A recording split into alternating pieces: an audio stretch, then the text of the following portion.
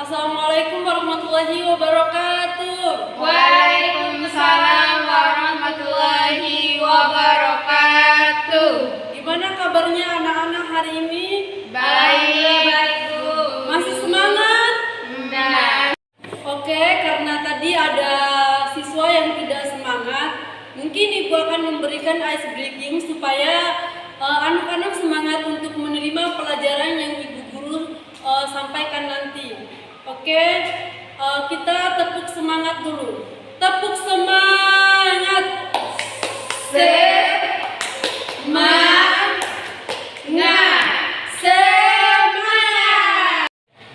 Baik, karena kita udah selesai melakukan ice breaking dan mungkin anak-anak juga sudah semangat untuk menerima pelajaran. Ya, Ibu akan menanyakan kembali tentang materi yang Ibu ajarkan minggu lalu, yaitu tentang teks prosedur.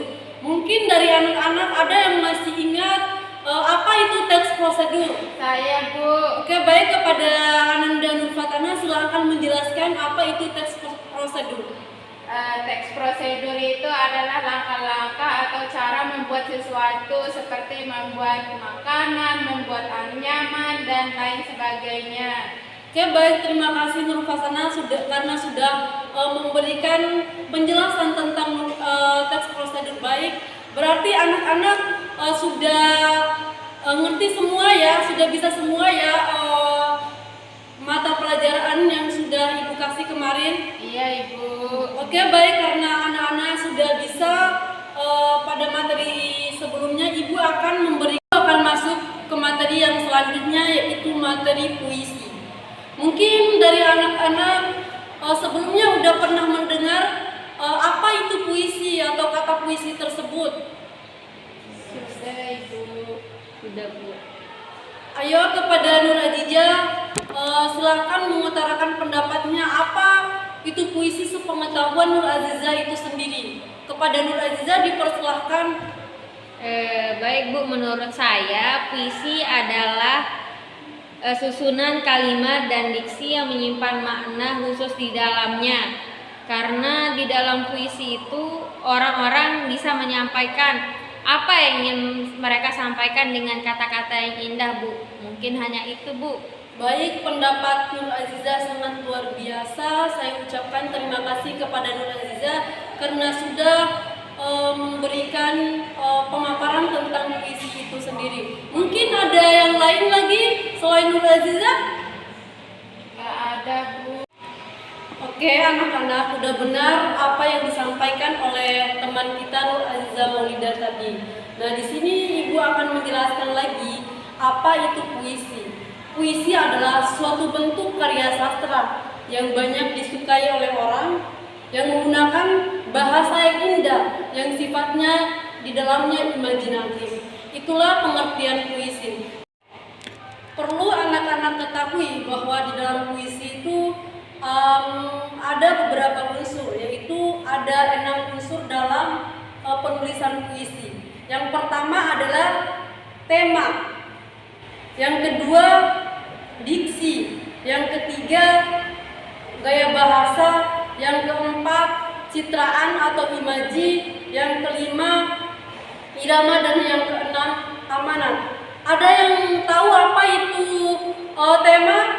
Sebelum Ibu menjelaskan apa itu tema? Judul pokok dalam puisi itu sendiri, Pak. Ibu. Iya, benar, judul pokok dalam puisi itu sendiri. Nah, benar apa yang disampaikan oleh Nur Azizah Maulida, bahwa tema adalah hal yang paling penting dalam puisi. Benar, itu judul pokok dalam puisi. Hal yang penting dalam puisi itu sendiri juga. Nah, kalau diksi, ada yang tahu? Kata-kata yang dipakai di puisi itu sendiri, Bu. Ya, kata-kata. Diksi itu, ya benar, kata-kata yang dipakai dalam puisi itu sendiri. Di sini Ibu akan memperjelas lagi bahwa diksi adalah merupakan pemilihan kata yang dilakukan oleh seorang penyair dalam mengungkapkan puisinya, sehingga efek yang didapatkan sesuai yang diinginkan oleh pembaca. Ada yang tahu contoh diksi itu seperti apa? Baris pertama itu Contoh diksi itu seperti apa? Contohnya dalam puisi itu seperti apa diksi itu? Karena kan diksi itu kan merupakan pemilihan kata. Oke, kepada Nur Aziza silahkan. Senyummu terlalu bersinar seperti rembulan di malam hari. Oke, terima kasih kepada Nur Aziza karena sudah menyampaikan contoh diksi. Itu hampir mendekati benar. Nah, untuk memperjelas, Ibu akan memberikan contoh apa itu diksi sendiri. Nah, diksi contohnya pada puisi Selamat Pagi Indonesiaku, karya Djoko Damono. Nah, pada bait Selamat Pagi Indonesiaku, seekor burung munyil. Nah, di sini Djoko Damono menggunakan diksi atau pemilihan kata munyil yang disandingkan dengan kata burung. Penyair menggunakan kata munyil dibandingkan kata kecil, padahal memiliki makna yang sama. Nah, artinya di sini penulis lebih memilih kata munyil dibandingkan kata kecil. Ngerti anak-anak? Ngerti, Bu. Oke, unsur atau struktur puisi yang selanjutnya adalah gaya bahasa. Ada yang tahu gaya bahasa? Saya, Bu. Ya, silahkan. Permainan kata-kata yang disampaikan oleh pengarang yang bertujuan untuk memperindah karya sastra tersebut, Bu. Oke, hampir mendekati benar. Mungkin Ibu akan memperjelas ya gaya bahasa itu sendiri supaya anak-anak mengerti apa itu gaya bahasa. Oke, Ibu akan menjelaskan gaya bahasa. Gaya bahasa itu merupakan cara pemakan bahasa dalam rangka atau bagaimana seorang pengarang mengungkapkan sesuatu yang akan dikemukakan. Nah, gaya bahasa biasanya penulis memiliki gaya bahasa tersendiri. Dapat dilihat dari majas-majas seperti majas personifikasi, majas metafora, majas eufemisme, dan majas ironi itu sendiri. Oke, anak-anak ngerti? Ngerti, Bu. Oke, selanjutnya citraan atau imaji. Mungkin ada yang pernah mendengar citraan itu seperti apa? Saya, Bu. Oke, kepada Nurul Fatana silahkan. Citraan adalah salah satu sarana kepuitisan yang digunakan oleh penyair untuk memperkuat gambaran pikiran dan perasaan pembaca. Oke, ya udah benar, mungkin Ibu bisa menjelaskan lebih detail ya apa itu citraan. Terima kasih kepada Nur Fatana karena sudah mengemukakan pendapatnya tentang citraan. Nah, lebih lanjutnya Ibu akan menjelaskan tentang citraan tersebut. Oke, citraan adalah suatu gambaran seakan-akan kita melihat, mendengar dan merasakan bagaimana perasaan dalam puisi tersebut yang didengar dan atau yang dibaca. Nah, jadi citraan dalam puisi ini adalah dipergunakan untuk memperkuat kesan pembaca sehingga pembaca dapat merasakan apa yang dirasakan dalam puisi tersebut. Nah, perlu anak-anak ketahui bahwa citraan ini ada 6 citraan. Yang pertama, ada yang tahu apa itu citraan yang pertama? Citraan penciuman. Oke, yang kedua Pendengaran. pendengaran. Oke, yang ketiga. Perabaan. Oke, yang keempat perabaan. Terus yang ketiga, yang keempat. Citraan. Oke, baik anak-anak, terima kasih. Ibu akan menjelaskan citraan dalam puisi. Nah, di dalam puisi ini ada 6 citraan. Yang pertama adalah citraan penglihatan. Yang kedua, citraan pendengaran. Yang ketiga, citraan perabaan. Yang keempat, citraan gerak. Yang kelima, citraan penciuman. Dan yang keenam adalah citraan pengecap. Ada yang tahu apa itu citraan penglihatan? Seperti apa gambaran citraan penglihatan itu? Kita melihat penggunungan. Oke, itu ya. Apa yang bisa kita lihat? Oke, apa yang bisa kita lihat? Terus ada lagi? Kita melihat pantai. Oke, kita melihat pantai. Oke, citraan itu yang berkaitan dengan apa yang kita lihat. Nah, di sini perlu anak-anak ketahui bahwa citraan penglihatan adalah citraan yang memperkuat kesan puisi sehingga pembaca dapat melihat apa yang dilihat tokoh dalam penulisan puisi tersebut. Terus ada yang tahu citraan pendengaran itu seperti apa? Saya, Bu. Oke, Nur Aziza silakan. Gambaran dalam otak yang seakan-akan kita bisa mendengar berbagai suara sebagaimana yang tercantum di dalam puisi itu Oke, sendiri. terima kasih. Ada yang lain lagi? Nggak ada, Bu.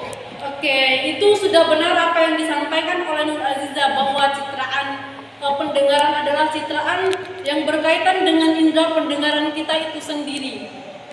Yang ketiga, citraan perabaan itu apa? Ada yang tahu? Saya, Bu. Oke, silahkan. Gambaran dalam otak yang seakan-akan kita bisa merasakan dengan indera peraba apa yang tercantum dalam puisi itu sendiri, Bu. Oke, benar. Nah, apa yang disampaikan oleh Nur Aziza tadi itu benar. Bahwa citraan perabaan adalah citraan yang berkaitan dengan perabaan kita untuk meraba sesuatu. Ibu akan memperjelaskan lebih jelas bahwa citraan perabaan adalah suatu citraan seolah-olah pembaca itu merasakan atau meraba sesuatu untuk mendeskripsikan isi dalam puisi tersebut. Mengerti anak-anak? Ngerti, Bu. Oke, citraan yang selanjutnya adalah citraan gerak. Ada yang pernah dengar citraan gerak atau ada yang bisa menjelaskan kepada ibu guru itu apa citraan gerak? Halo anak-anak, ada yang tahu apa itu citraan gerak? Ada yang Citraan dengan misalnya dengan kaki, tangan, dengan Ya, alat kaki atau dengan tubuh kaki. kita. Oke, ya hampir benar. Nah, mungkin ibu langsung menjelaskan ya citraan gerak. Citraan gerak adalah suatu citraan yang menggiring perasaan pembaca sehingga pembaca ikut bergerak bersama dengan penulis dengan tokoh dalam puisi tersebut. Itu penjelasan citraan gerak. Oke, selanjutnya kita akan lanjut kepada citraan penciuman. Ada yang tahu apa itu citraan penciuman? Saya, Ibu. Oke, Nur Fatana silahkan. Citraan penciuman adalah gambaran dalam otak seakan-akan mencium berbagai bau atau rasa sebagaimana yang tercantum dalam puisi. Oke, benar apa yang disampaikan oleh Nur Fatana bahwa citraan penciuman adalah citraan yang berkaitan dengan aroma pembauan. Nah, selanjutnya citraan pengecap. Ada yang tahu apa itu citraan pengecap? Saya, Bu. Oke, ini kepada Nafila silahkan. Citra pengecapan adalah citraan yang berkenaan dengan indera pengecapan. Baik, sudah benar apa yang disampaikan oleh Nafila tadi. Mungkin Ibu sedikit memperjelas ya tentang citraan perabaan. Nah, perlu anak-anak ketahui bahwa citraan perabaan adalah suatu citraan yang menimbulkan kesan kepada pembaca sehingga pembaca dapat merasakan sesuatu apa yang dirasakan oleh penulis dalam puisi tersebut. Mengerti anak-anak? Ngerti, Bu? Oke, selanjutnya Ibu akan menjelaskan unsur atau struktur dalam puisi yang selanjutnya. Yang selanjutnya adalah ada rima. Ada yang tahu itu apa itu rima? Nggak tahu, Bu. Ada yang tahu? Oke, kalau tidak ada yang tahu, Saya, Ibu. oke, silakan. Rima adalah pengulangan bunyi yang berselang, baik di dalam larik sajak maupun pada larik-larik sajak yang berdekatan. Oke, benar apa yang disampaikan oleh Nur Fatana. Ibu akan sedikit memperjelas sedikit. Itu udah benar, tapi Ibu akan lebih memperjelaskan. Nah, rima itu adalah merupakan pengulangan bunyi dalam kata atau suku kata yang ada dalam puisi tersebut. Nah, rima ada dua jenis rima. Nah, rima yang pertama adalah rima berdasarkan persesuaian bunyi dalam kata atau suku kata. Rima berdasarkan persesuaian bunyi dalam kata atau suku kata ini terdiri dari beberapa rima.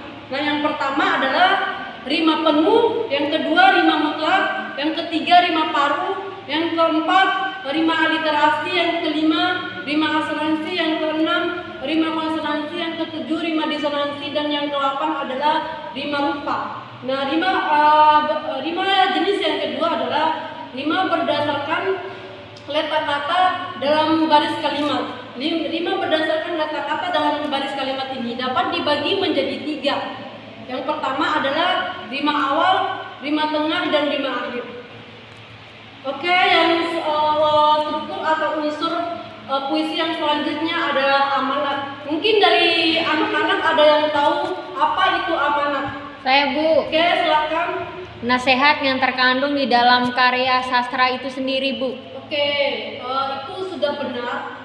Yang disampaikan oleh Bu Aziza, maksudnya itu pesan yang akan disampaikan oleh pengarang kepada pembaca atau pendengar.